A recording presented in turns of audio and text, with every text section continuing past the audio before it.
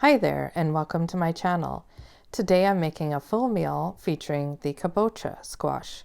First I'm showing you a buttercup squash, which you could use if you couldn't find kabocha in your store. Most stores where I live in southern Alberta do sell kabocha squash. I grew these ones. The kabocha is a very thick, tough-skinned squash. My friends in Japan told me that I needed to let this cure for about 3 months, so I did, as it is mid to late December as I'm making this. And so you just cut it open really carefully and take the seeds out to start with. Now I cut out the little stem bits. Interestingly enough, all parts of the squash are edible. I mean, you could do something with the seeds if you wanted, but I mean the skin and the flesh. So in Japan, when they eat the squash, they do not peel it at all because the skin becomes nice and soft when it's cooked. For this recipe I'm doing, I cut those into 1-inch pieces. Whoa, if you've never seen this trick for peeling ginger before, you're welcome. Just use a spoon and just scrape the peel right off the ginger. It is amazing. Now I have this little microplane grater and I bought mine at a kitchen store. It's been really hard to find it, but it will not leave you with the little gingery stringy bits. You'd be so happy to find one of these micro graters. Trust me on that. I also use it for my garlic. Not showing you, just like it makes it really fine. So you want to line your baking sheet, guys, because the maple syrup in this recipe and it just turns to candy.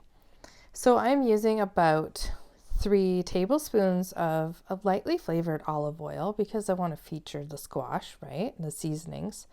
I have spread out my ginger among the squash pieces there, and that's my pure maple syrup, not the fake kind, you know, that's delicious on pancakes and stuff. Pure maple syrup, not everybody loves the flavor because it is not quite as sweet, and it is kind of pricey, but you'll love it, trust me. So also about 3 tablespoons of the syrup, and then I had some sea salt that I just cracked onto there. Pink Himalayan, that was tough, sea salt.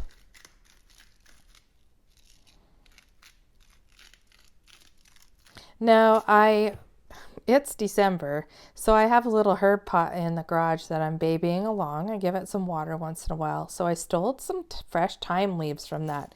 Go to your grocers and get some fresh thyme leaves for this. Well, I've got that ready to go in the oven. I prepped my potatoes. I'm making potato wedges, so I just peeled them because our skin was kind of and just cut them into approximately the same size of pieces so they cook evenly.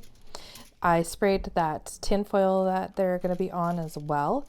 Now the potatoes take longer to cook than the squash, so I dialed up my oven to 450 degrees Fahrenheit. And as soon as I'm done with these potatoes, I put some onion and garlic powder on there. I get them into the oven first before the squash. And that's a little bit of paprika. Lots of times I will just put some dried parsley on there and mix it in. And that's some seasoning salt because I make my own garlic and onion powder and I do not salt it. Now, the protein for this meal is going to be pork chops, pork loin chops without a bone.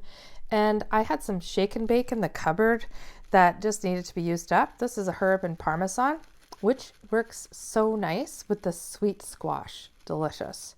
So I just shake and bake those pre-thawed and patted dry pork chops, and I got them on a tray. They cook until done at about 375 for 30 minutes. Now halfway through, you want to cook this squash for 15 minutes. Take it out of the oven. I'll put the temperatures in the description. Remove that thyme and put back in for another 15 minutes. Here I'm showing everything is done. The food was so good. The family loved it. Take care, everybody. Bye for now.